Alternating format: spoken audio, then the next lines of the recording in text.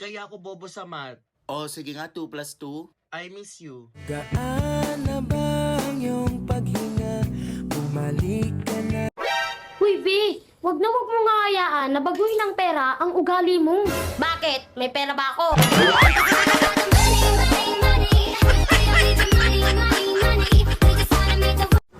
Ayan! E di lumabas din ang tunay na ugali mo. Ay, nakasilip pa lang to, be. Pag to nilabas ko, himatay ka. Ate, ano Tagalog ng good morning? Magandang umaga. Wow, galing. Yung I love you. Hindi kita mahal.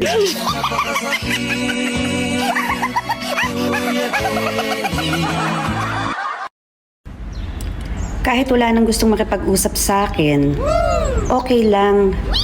Nagsasalita naman ako mag-isa.